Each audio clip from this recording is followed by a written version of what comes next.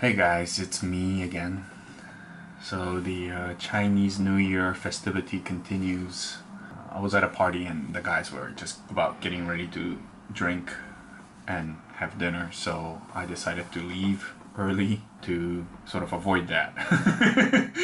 In my previous video, I talked about one of the smallest watch that I own, which is my Explorient, coming in at 34 millimeters. And today, I am gonna talk about the opposite. I'm gonna talk about the biggest watch that I currently own at the moment.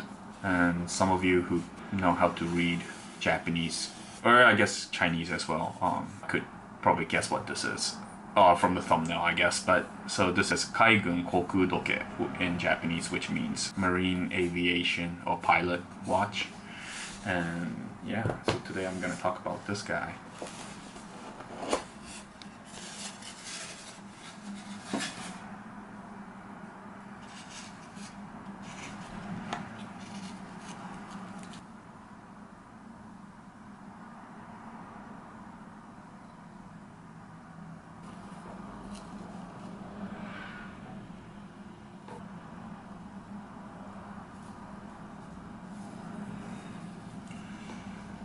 So this is my reissue of the Tensoku watch by Seiko.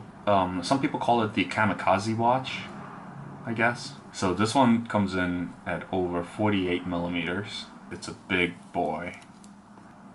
You could see that on the dial it says marine aviation watch there, and it says Seiko in kanji there.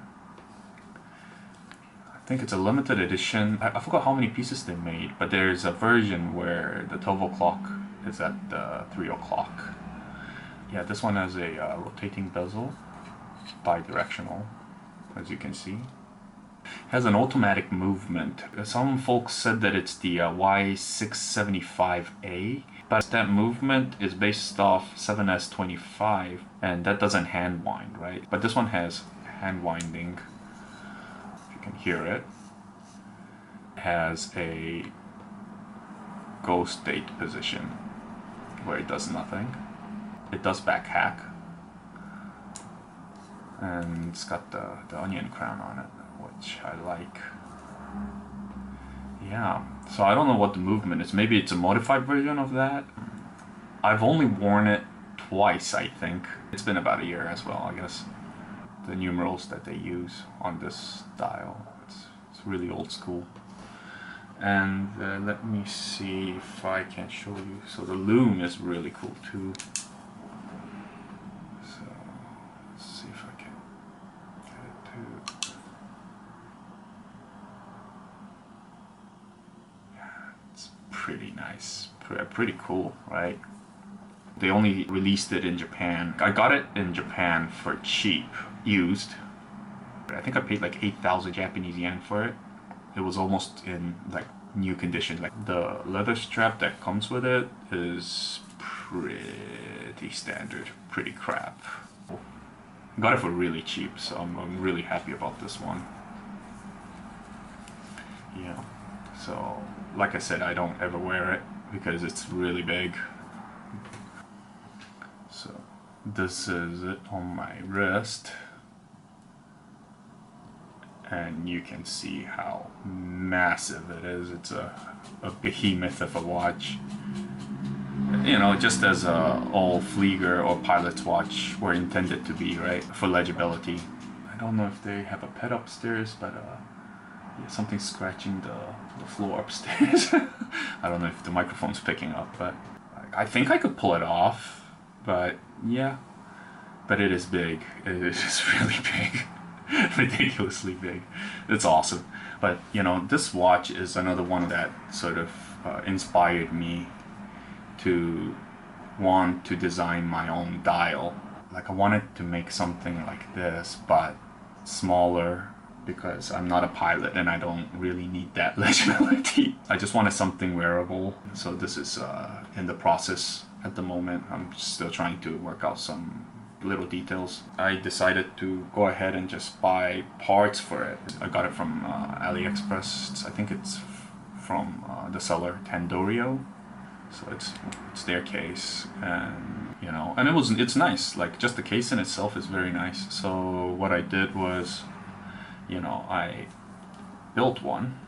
Like I needed to do a test to see if it's really good for everyday use. So bought this dial, and then I put my little sticker on it. It's the fastest way to make your own dial, I guess. Not really, but yeah, that's what I did, and you know, and I want it to make sure that it's what I want it. And actually, the case is really good. So this one's in 39, right? So I have the 39 millimeter, and then I got sidetracked because they have the exact same one in 36, and a lot of the dials that I was making were 28.5 millimeters, which means it was for a smaller case. You know, I'll get a dial blank, I'll coat it in white, and I'll do a water decal on it and cure it, and that's what this is. Well, actually, I'm limited to doing only black prints. I did not check beforehand if there were any white toners available for my laser printer that I'm using, and apparently there's no white toner for it, so I think, yeah, it's the lack of research and all that, of course. Yeah, so I made this. This is my take on the sector dial with no numerals. It looks okay, I think, but like it looked a bit flat. So what I did was I got these dials. It's got that brushed steel look to it, and then I did the same print on it, which ended up being my prototype. So this is in 36. So I got sidetracked, and yeah, I'm pretty happy with it. The only issue with this is that you need to apply the loom by hand. I don't think I could do a satisfactory job with that, so there's no loom on the dial. You can see it. The alignment's pretty good too, surprisingly.